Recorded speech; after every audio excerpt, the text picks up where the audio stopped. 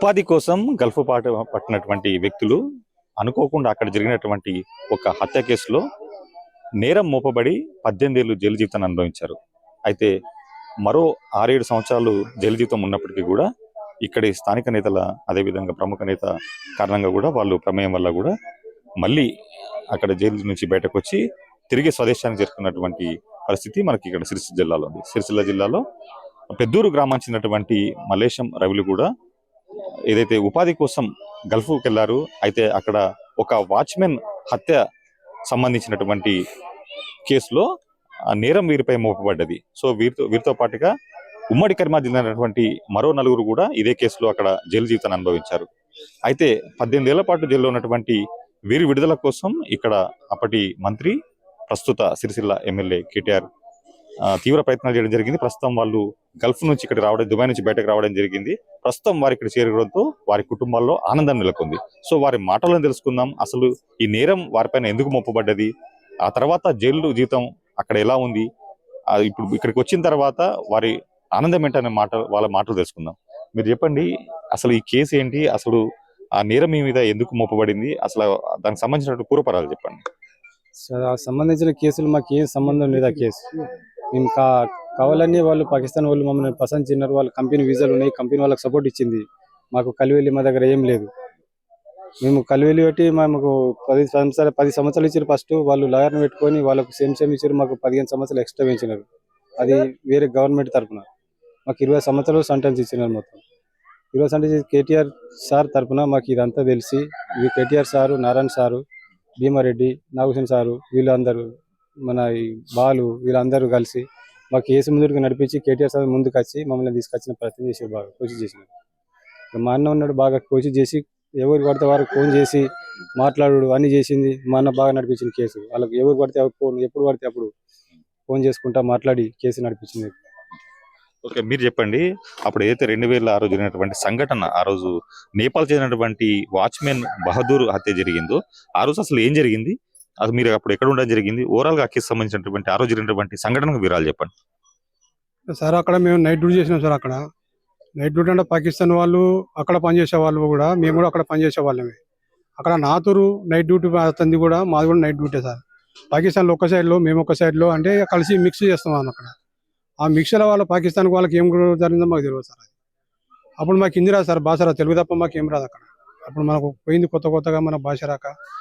అప్పుడు ఆ తర్వాత మాకు గంట సేపు తర్వాత ఇక్కడ మనిషి చనిపోయిందని చెప్పి వేరే పాకిస్తాన్ అని చెప్పిండు. పాకిస్తాన్ మేము చర్య తీసుకోలేదు. ఈ మనిషి చచ్చిపోతే మనకేమో అంత మన ఇండియాలాగా ఫీలింగ్ అయిపోయినాం అన్నట్టు, ఇండియాలాగా పోయింది అన్నమాట. మాకు చేసిన వాళ్ళు పట్టుకుంటే చేయని వాళ్ళు ఎందుకు పట్టుకుంటా అని చెప్పి అట్లా మాకు జోడిని అట్లా పోయింది అనమాట.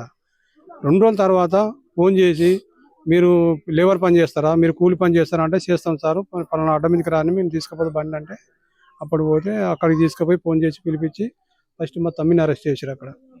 తర్వాత నన్ను అరెస్ట్ చేశారు. అక్కడ తీసి జైలు వేసారు. అందరూ ఒకళ్ళని తర్వాత ఒకళ్ళని 5గురిని పట్టేశారు, 6గురిని పట్టేశారు. వాళ్ళు 6గురిని పట్టేసి అప్పుడు అంత పోలీస్ స్టేషన్లో వేసి, అప్పుడు మీకు మీద మర్డర్ కేసు రుజువు అయింది, ఆ మర్డర్ మీరు చేసిరా, మీరు చేయలేదా సార్, మేము మర్డర్ చేయలేదు సార్, మాకు తెలియదా అని అప్పుడు ట్రాన్స్లేషన్ మనిషిని తెలుగు మనిషిని తీసుకొచ్చి చేసిరా. చేసినప్పుడు అతడు అరబ్బీ వస్తుంది, తెలుగు ఆయనకు వాళ్ళకు సపోర్ట్ అన్నమాట. కానీ మేము చెప్పింది ఒక తిరిగి, అతను చెప్పింది ఒక తిరిగి ఉంటుంది అక్కడ ప్రశంసిస్తానికి అన్నమాట. అప్పుడు ఓకే కలాస్ అయిపోయింది మీ కేసు, అప్పుడు మీరు సంతకం పెట్టుండి అని అంటే, సార్ సంతకం పెడితే కేసు రుజువు అవుతుందని నాకు తెలుసు. ఆ మెడమైన చేసి ఫింగర్ ప్రింట్ పెట్టించి అప్పుడు కేసు రుజువు చేసారు వాళ్ళు, ఎఫ్ఐఆర్ పనిచేసారు వాళ్ళు. అప్పుడు సంవత్సరం తర్వాత మాకు కోర్టుకు పిలిచారు వాళ్ళు. అంటే మీరు జైలు వెళ్ళిన తర్వాత బయటకు వచ్చేటప్పుడు చేసిన ప్రయత్నాలు ఏంటి, ఆ తర్వాత ఎవరి ద్వారా ప్రయత్నాలు చేయడం జరిగింది, ఎలాంటి ప్రయత్నాలు మీరు చేయడం జరిగింది బయటకు? ఇక్కడికి వస్తున్నాయి ప్రయత్నానికి వస్తున్నాను నేను. అప్పుడు 10 సంవత్సరాలు తర్వాత అప్పీల్ చేసుకుంటే 20 సంవత్సరాలు, గవర్నమెంట్ మళ్ళీ అప్పీల్ చేసి 15 సంవత్సరాలు పెంచింది, 10 సంవత్సరాలు 20 సంవత్సరాలు. అప్పుడు 2013లో అప్పుడు నారాయణ స్వామి, భీమారెడ్డి, బాలు, సిరిసిల్ల నాగభూషణం, అనురాధ, మన జువాడి శ్రీనివాసరావు కరీంనగర్, వీళ్ళంతా ముందుకు అప్పుడు సహాయం చేసిరు సార్ నాకు వాళ్ళు. తర్వాత ఫస్ట్ ఎమ్మెల్యే గెలిచినప్పుడు కేటీఆర్ సారు సిరిసిల్లలో అప్పుడు నాకు న్యూస్ పేపర్లో చూసి చదివి అప్పుడు ఆ సార్ తోటి తెలుసుకున్న. సార్ అయితే తెలంగాణ మనిషే కదా, ఎమ్మెల్యే కదా, మరి ఇక్కడ సహాయం చేయకూడదని అప్పుడు నేను పేపర్లో బాగా చదివిన సార్. అది కేసీఆర్ గురించి బాగా పేపర్లో చదివిన సార్ అని. అప్పుడు సార్ ఇక పేపర్లో వస్తున్నాయి కానీ నాగభూషణ సార్ బాగా చేస్తుండే ఇక్కడ ఈనాడు పేపర్లో. ఆ ఈనాడు పేపర్లో చూసి అప్పుడు కేటీఆర్ సారు 2013 మే నెల 18వ తారీఖు నాడు మా ఫ్యామిలీ పిలిచి నేపాల్కి 15 లక్షల రూపాయలు నష్టపరిహారం కట్టిస్తాను, అలా తీసుకొస్తా బాధిస్తా అని చెప్పు సార్. అప్పుడు అక్కడ మాట ఇచ్చింది మా భార్యలకు. అప్పుడు నేను న్యూస్ పేపర్ నాకు డైలీ దొరుకుతుంది అక్కడ న్యూస్ పేపర్ నేను తెప్పించుకుంటాను అనమాట. ఇండియా నుంచి, హైదరాబాద్ నుంచి వస్తాను. ఆ పేపర్ ద్వారా నాకు రిలీజ్ చేస్తుంటే అట్లా నాకు కేసు అన్నది సార్ అయితే ముందుకు వచ్చింది కదా, ఎప్పుడన్నా మాకు తీస్తారని మాకు నమ్మకం మాకు ఉంది అన్నమాట. అప్పుడు 2014లో పడవ లెటర్ తీసుకొచ్చి 15 లక్షల నేపాల్ కేటీఆర్ అక్కడ కట్టి పడని తెచ్చి అనురాధతోటి అక్కడ కోర్టులో సబ్మిట్ చేసిన కోర్టు శిక్ష మాది తగ్గించలే, సేమ్ చేసారు వాళ్ళు. 2 సార్లు చేస్తే 2 సార్లు కొట్టేసారు వాళ్ళు. మళ్ళీ 15 సంవత్సరాలకు నేను అప్లికేషన్ పెట్టుకుంటే అప్పుడు ఫస్ట్ కోర్టు కొట్టేసారు వాళ్ళు. 15, 16, 17, 18 దాకా వాళ్ళు కేసు కొట్టేసిన మీద ఉన్నారు. ఇంకా 18 సంవత్సరాలు అంటే మాది జీవితం ఖరాబ్ అయిపోయింది, మాకేం ఆశ లేదని మేము అనుకుంటే 2022లో మన సిటీబాబు సారు, శ్రీనివాస్ సారు అక్కడ దుబాయ్కి వచ్చారు వాళ్ళు. మా ఫ్యామిలీకి పాస్పోర్ట్ తీపిచ్చి వాళ్ళ ఫ్యామిలీ కల్పిస్తాం దుబాయ్ జైల్లో, అక్కడ గవర్నమెంట్ సెక్యూరిటీ కోర్టులో మాట్లాడిపిస్తామని వాళ్ళ సార్లు ఫస్ట్ వచ్చారు అక్కడికి. అక్కడ దుబాయ్ గవర్నమెంట్ పర్మిషన్ ఇవ్వలేదు సార్. అక్కడ మేము కూడా కోచింగ్ చేసిన సార్, మాకు అర్ధగంట సార్, ఒక 5 నిమిషాలు మా ఫ్యామిలీ వస్తుంది, మాకు మా మంత్రి వస్తుంది అక్కడికి, మేము మాట్లాడుకున్నాం సార్ అంటే, లేదు మీరు స్కైప్లో మాట్లాడుకోండి, స్కైప్ మొబైల్ సేమ్ సార్, వాళ్ళు ఇంత దేశం వచ్చినప్పుడు స్కైప్లో ఏం లాభం ఉంటుంది సార్, మాకు ఫైదా లేదు అంటే, లేదు క్యాన్సిల్ చేసారు. అప్పుడు మళ్ళీ 2023లో సెప్టెంబర్ 4వ తారీఖు కేటీఆర్ దుబాయ్కి వచ్చింది. అక్కడికి వచ్చి అప్పుడు నా కొడుకు దుబాయ్లో ఉన్నాడు, 1 నెల ముందే వచ్చింది నా కొడుకు అక్కడికి. నా గురించి మా నాన్న ఏ విధంగా అక్కడ మాట్లాడి మన ఇండియన్ గవర్నమెంట్ మాట్లాడి ఎంబీఎస్తో మాట్లాడి దాన్ని కోసి చేయాలన్న కొడుకు అక్కడికి వచ్చింది కేటీఆర్ వచ్చింది. అప్పుడు జువాడి శ్రీనివాసరావు, ఇల్లిరెడ్డిపేట సత్యం, మా కొడుకు, మన కేటీఆర్ సార్ అక్కడ మీటింగ్ జరిపి అక్కడ లాయర్ కూడా ఒక్కడికి ధరం 55,000 రూపాయలు ఇచ్చింది సార్. అక్కడ ధరం అంటే 55,000 లెక్క పెట్టుకుంటే ఇక్కడ 12-13 లక్షలు అయితే మళ్ళీ అక్కడ కట్టిన లాయర్ ఏం పని చేయలేదు, డబ్బు తిన్నాడు అక్కడ, ఏం పని చేయలేదు సార్. అప్పుడు మీటింగ్ పెట్టి మీ బాబు ఎన్ని సంవత్సరాలు అయిందంటే 18 సంవత్సరాలు అవుతుందా, మీ తల్లిలోకి ఎక్కడ మీటింగ్ పెట్టినా కానీ మీ తల్లు నాకు అక్కడ ఖచ్చితంగా కానీ వాళ్ళతో నేను ఏం జవాబు చెప్తానని ఏం మాట ఇస్తాను నేను వాళ్ళకు, అలా చూస్తే నాకు బాధ అనిపిస్తుంది అని చెప్పి నా కొడుకు చెప్పిన అక్కడ కేటీఆర్ సార్ దుబాయ్లో. అక్కడ చెప్పినాక నువ్వు ఏం టెన్షన్ పెట్టుకోకు, నేను చేసే పత్రం నేను చేస్తున్నా అని చెప్పి అప్పుడు మన ఇండియన్ గవర్నమెంట్ ఎంబీఎస్ ద్వారా నా పెద్ద ఎంబీసెట్ పిలిపించి అక్కడికి అక్కడ ఒకటి మన పాడల లెటర్ రాసి వీళ్ళు ఇచ్చిన, వీళ్ళు నా మనసులు తెలంగాణ వాసులు, వీళ్ళని బయట తీయాలని చెప్పి కేటీఆర్ సార్ బాగా చర్య తీసుకున్నా. అక్కడ మీటింగ్ చేసిండు. అక్కడ మీటింగ్ చేస్తే అప్పుడు ఆ సార్ అప్లికేషన్ పేపరు, మన ఎంబీఎస్ లెటర్, మా 5గురు పేర్లు పెట్టి వాళ్ళు అప్పుడు గవర్నమెంట్ మన ఇండియా తరఫున పంపించారు. అక్కడ కేటీఆర్ చేసిన సహాయం ఇది. కేటీఆర్ రాకపోతే సార్ మన ఇండియన్ గవర్నమెంట్ ఎంబీఎస్సీ పేపర్ రాయదు. అక్కడ నేను 15 సంవత్సరాలు గవర్నమెంట్ గారు తిరిగిన, వాళ్ళు రాయలేదు లెటర్. కేసీఆర్ వస్తేనే ఆ లెటర్ రాసేసారు. అది ఆ లెటర్ విధంగా కోర్టులో పోయి 2024 జనవరి 15వ తారీఖు నాడు మా కోర్టు డేట్ ఇచ్చారు. వాళ్ళు మాకు తెలియదు సార్, ఈ కేసీఆర్ వదిలిపెట్టారు మమ్మల్ని, ఎట్లా మా జీవితం ఖరాబ్ అని మేము ఆలోచిస్తున్నాం. అప్పుడు కోర్టు పిలిచారు. అప్పుడు మమ్మల్ని మీ కేసు మళ్ళీ 22వ తారీఖు నాడు ఫైనల్ డేట్ అని చెప్పారు. అప్పుడు 22-24 తారీఖు చెక్ చేసుకుంటాం. మళ్ళీ విడుదల పేపర్ వచ్చేసింది ముగ్గురికి. ఇంకొక మనిషి అక్కడ ఇచ్చిపోయింది సార్, అది అని రాలే. ఆ కేటీఆర్ చేసిన సహాయంతో వచ్చి మా తల్లిదండ్రులని, మా భార్య, బిడ్డల్ని, మా ఫ్యామిలీని అందరిని మేము కలుసుకొని సంతోషంగా ఉన్నాం సార్. ఈరోజు అంతా కేటీఆర్ చేసిన సహాయంతో నేను ఇంత దూరంకు కష్టం గడుపుకుంటా, కాలం గడుపుకుంటా మేము వెళ్ళవస్తున్నాం సార్. కానీ ఏం చేసుకోలేకుంటే ఇప్పుడు మా కాలు రెక్కలు చేద్దామంటే ఇప్పుడు మా దగ్గర ఏం లేదు సార్. ఇప్పుడు మాకు ఏదైనా కేటీఆర్ ఏదైనా ఉపాధి పని ఏదన్నా ముందుకొచ్చి మాకు ఏమైనా సహాయం చూపించాలని, ఓదారు చూపించాలని కేటీఆర్ సార్ని నా మనస్ఫూర్తిగా కోరుకుంటున్నాను సార్. అంటే మీరు చేయని నేరానికి జైలు జీవితం అనుభవించిన మీరు చెప్తున్నారు కదా, సో జైలు ఉన్నప్పుడు మీ మానసిక పరిస్థితి ఏంటిది, ఆ తర్వాత మీరు అక్కడ జైలు చేసినటువంటి పనులు ఏంటి, అక్కడ మీతో ఎలాంటి పనులు చేయించేవాళ్ళు, అక్కడ జైలు జీవితం ఎట్లా ఉండేది, మీకు ఎట్లా గడిచింది మొత్తం? ఎట్లా అంటే నరకం అనిపించిన సార్. అక్కడ కేటీఆర్ ఇచ్చిన మాట మీద మేము బలంగా ఉండిపోయినాం. అట్లా ఈ రోజు కాకుండా రేపు కాకుండా ఎల్లుండి, ఈ సంవత్సరం కాకపోతే వచ్చే సంవత్సరం తీస్తారని మాకు నమ్మకం, గ్యారంటీ అది నిలిచిపోయింది సార్ మాకు బాగా. అక్కడ ఎట్లా అంటే మేము ఎవరికన్నా డబ్బున్న వాళ్ళకు, అక్కడ లోకల్ వాళ్ళకు, అరబీ వాళ్ళకు బట్టలు కానీ ఏమన్నా చిన్న పనులు చేస్తూ ఉంటే అప్పుడు వాళ్ళు 5 రూపాయలు 10 రూపాయలు ఇస్తే ఆ డబ్బు మేము జమ చేసుకొని అప్పుడు సూపర్ మార్కెట్లో అనేది మేము తెచ్చుకొని ఏమన్నా కుకింగ్ చేసుకొని తినేవాళ్ళం సార్. అట్లా వాళ్ళు ఇచ్చిన ఫుడ్ తోటి మేము బతకలేము అక్కడ సార్. ఇట్లా కష్టాలు బాగుంటాయి ఆ జైల్లో. ఇంకా మన తెలంగాణ వాసులు ఎంతో మంది ఏజెంట్ దారిన పసంచుకపోయిన కూడా చాలా మంది అక్కడ ఉన్నారు జైల్లో, ఈ ఏజెంట్ దారిన. ఇక్కడ మీ పిల్లలు చిన్నగా ఉన్నప్పుడు మీరు వెళ్ళడం జరిగింది, ఆ తర్వాత అక్కడ కేసులు ఎదుర్కోవడం జరిగింది. సో ఇక్కడ మీ పిల్లలు గుర్తుకొచ్చినప్పుడు మీ పరిస్థితి అక్కడ ఎట్లా ఉండేది? బాగా తక్లీఫ్ అయింది సార్. అక్కడ మాకు ఏం వీళ్ళ గురించి తెలుసుకోక మేము బాగా మా అందరం మేమే కుమిలిపోయినాం.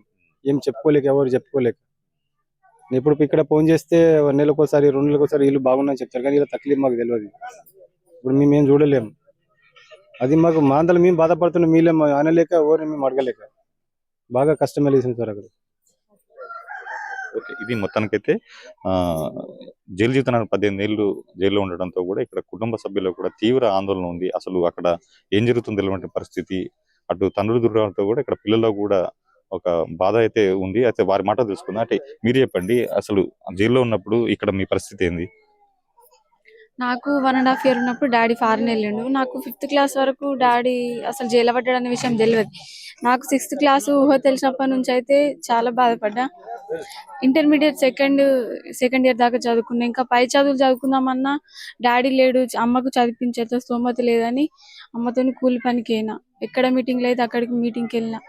కానీ కేసీఆర్ సార్ అయితే చాలా హెల్ప్ చేసిండు. కేటీఆర్ సార్కి హార్ట్ఫుల్ గా థ్యాంక్స్ చెప్పాలనుకుంటున్నాను. అంటే అప్పటికి మీరు ఇప్పుడు మీకు ఊహ తెలియదు. తర్వాత ఇప్పుడు మీ తండ్రి గల్ఫ్కి వెళ్ళినప్పుడు సో ఇప్పుడు చూసిన తర్వాత మీకు ఏం అనిపిస్తుంది? చాలా ఏళ్ళ తర్వాత మీకు వచ్చిన తర్వాత మీ ఆనందం ఎట్లా? ఆనందం అంటే అది చెప్పలేను. మాటల్లో చెప్పేంత ఆనందం అయితే అసలు కాదు. మాటల్లో కూడా చెప్పలేను మా నాన్న నేను చూసిన తర్వాత.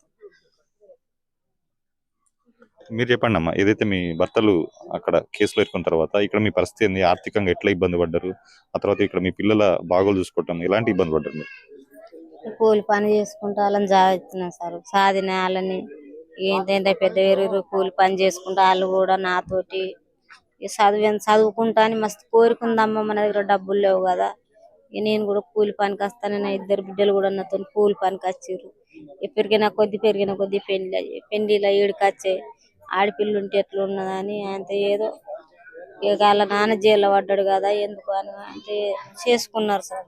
చేసుకున్నందుకు వాళ్ళ జీవితంలో నా భర్త అట్లా జైల్లో వాడు ఇట్లా వాళ్ళ జీవితం అయితే ఎందుకు కాకుండా వాళ్ళ రెక్కల కష్టం మీద చేసుకుంటాడుగా.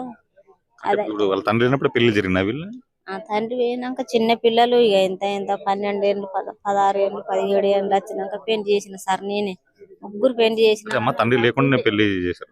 పెళ్లి చేసిన సార్. నేను ఇద్దరికి చేసిన పెళ్లి నేనే చేసిన. వాళ్ళ బాబు అక్కడ జైలు ఉండగానే నేనే చేసిన. ఇక చేసి బాకీ. మీరు చెప్పండి అమ్మా, పెళ్లి సమయంలో మీ తండ్రి లేకుండా మీరు పెళ్లి చేసుకోవడం మీకు ఎంత బాధగా ఉంది? అప్పుడు ఎట్లా ఏం జరిగింది?